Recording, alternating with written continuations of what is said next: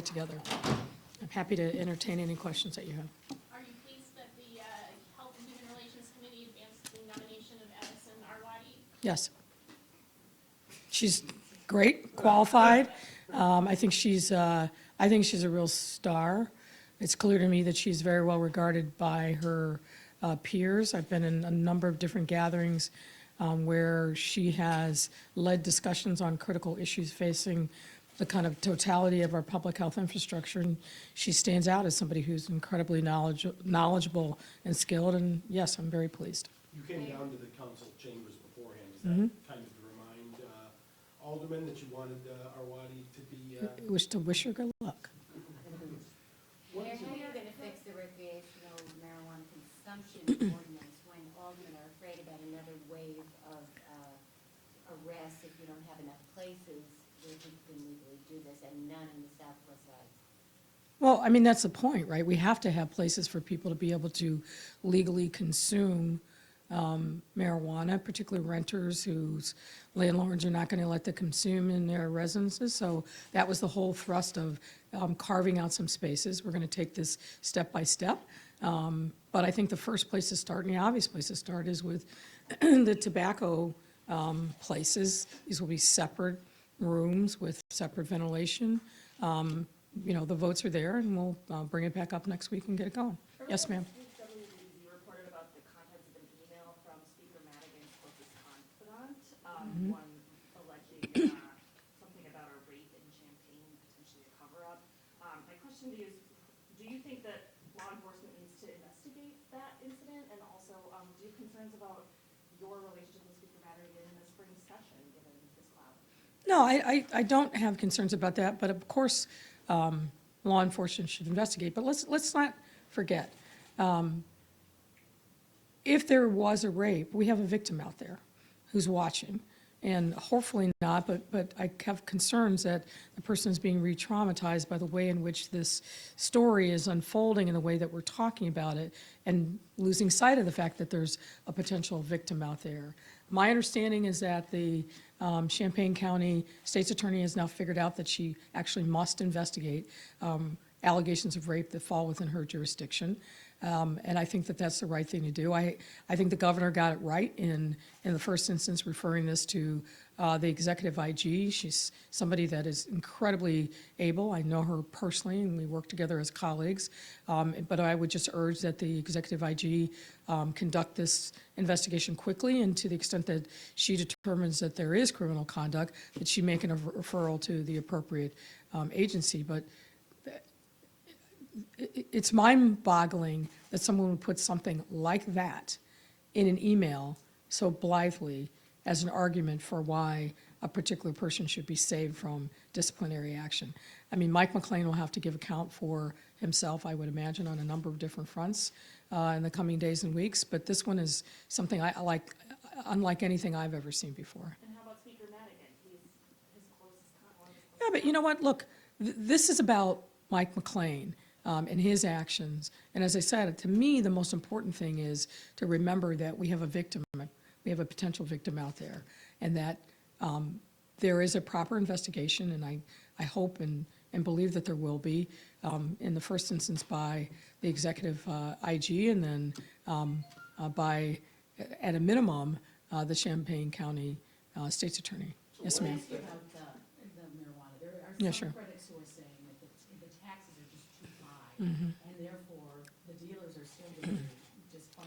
The taxes are high. There's no question about that. But look, it's so early days. I think every expert that I've heard from or read about says it takes 3 to 5 years to have a recreational market mature. And I think there's plenty of opportunity, if necessary, to go back and make the necessary tweaks. But this is so early on that I think we just have to let things play out a little bit more, and then take stock of where we are, say, in a year's time on a number of different fronts. But the taxes are high, and they're intended to be high. Sam, this morning, Senator Thurman was talking about new legislation that he's introducing to better track hate crimes nationally. He said they think there's about 7,000 reported nationally, but they believe there may be as many as 200,000 crimes of that sort. I think we were above last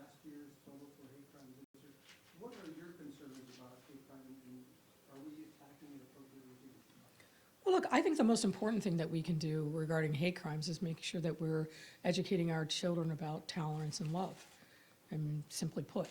And when we see something happening, not be afraid to stand up and call it out for what it is. You know, pick the topic. What comes top of mind to me is what we saw over the holiday with an individual going into a Hanukkah party and wreaking havoc. That's clearly, in my view, a hate crime. But, you know, we just can't tolerate this continual sinking to the lowest common denominator as something that's just standard fare and what can we do. And whether it's on race, whether it's on ethnicity, immigration status, or religion, people of goodwill have to come together and say that that hate has no place here, but we also need to follow up our words with actions and make sure that we teach our children that over and over and over and over again. Yes, sir. There's a 606 development freeze ordinance. Do you still have concerns about that? Oh, yes, I do. Can you elaborate on what your concerns are? Well, I have a number of concerns. 14 months seems like an inordinately long period of time to me. We are in the process of working on a number of different things through housing and planning and buildings and zoning to address the, I think, legitimate concerns that residents have where an area is gentrifying, that long-term residents may be facing rental pressures or increased property tax assessments. That's a real thing, and I think the city hasn't done a good enough job historically in making sure that we get ahead of that as development proceeds, and we've got to do a better job of that. But we need to use a surgical knife and not a club. So stopping all demolitions, I don't even know how we do that as a practical matter. And then and doing it in such a wide swath. I have concerns about it. I have concerns whether or not it would be viewed as a takings by property owners whose property would be affected. There's a number of things that I think we have to get right. We've been in constant conversation with Alderman Maldonado.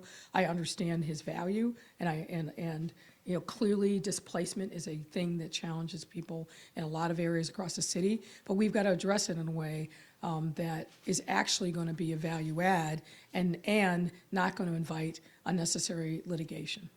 Mayor, what about the CTU problem? You have a new problem with $5 million for the veteran teachers? We don't have a problem. Is that I know a that bonus, or is it a raise? No, I don't want to get into negotiating it, but we were very, very clear. We have a lot of witnesses, and frankly, the reporting that I've seen on this issue hasn't been accurate. I was not in the room when this happened.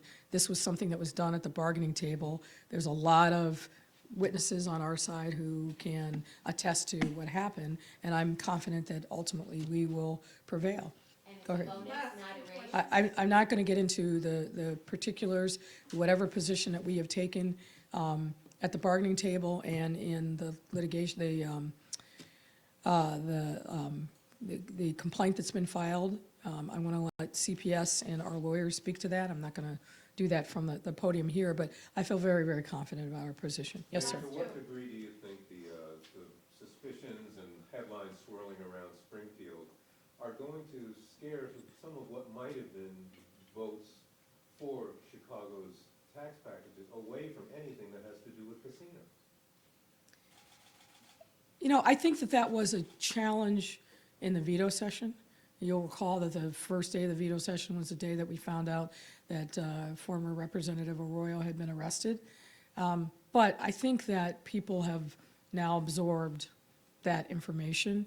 And the thing that I keep saying to folks is this.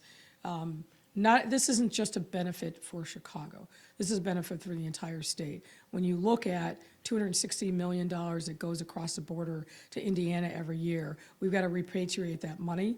And as you also know, a substantial portion of the vertical capital bill is funded by a Chicago casino. So there's a lot of reasons for people in Chicago, but also outside of Chicago, to be all in to make sure that we get this fixed, we get it up and running, and that the tax dollars start flowing to the state and to the city.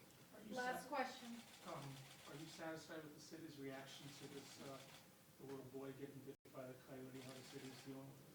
Well, look, this is from everything that I've read and everything that I've heard of experts on coyotes, the coyote's behavior in attacking the young boy and the other individual, highly unusual behavior.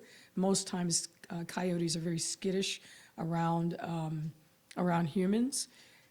But given that, I do feel very confident in the way that the Animal Care Control and the police department have responded. And the fact that we were able to fairly quickly identify the location of the coyote, get him into custody without doing further harm. There's more work to be done in identifying whether this is in fact the coyote who attacked the young boy. But I have a great deal of confidence in Kelly Ganderski.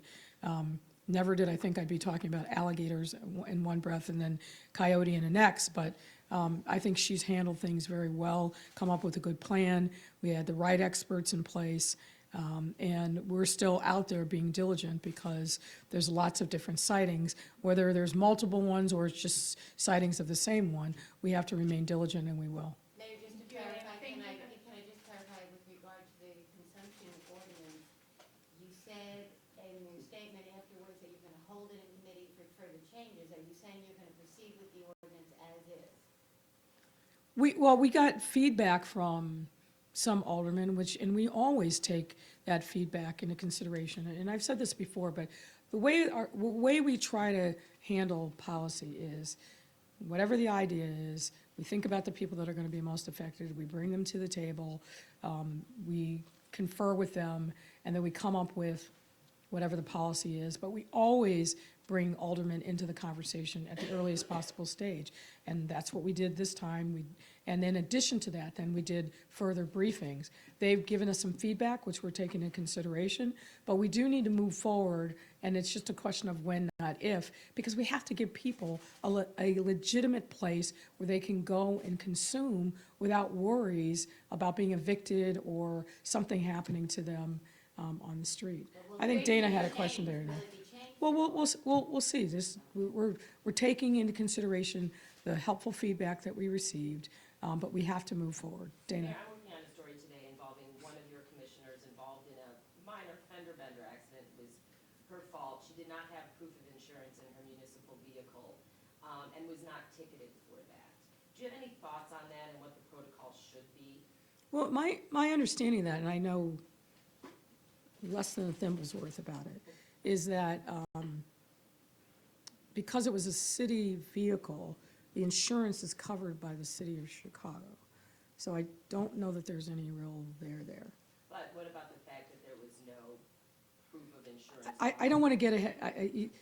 What I've articulated is the entirety of my less than a thimble's worth of information. But 2FM has very specific protocols regarding the operation of vehicles.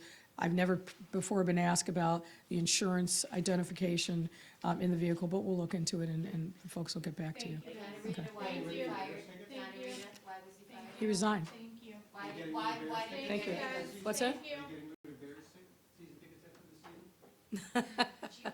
Why No. was- No. Why was John Arena fired? Thank you, guys. He resigned, Frank. Thank you. Thank you.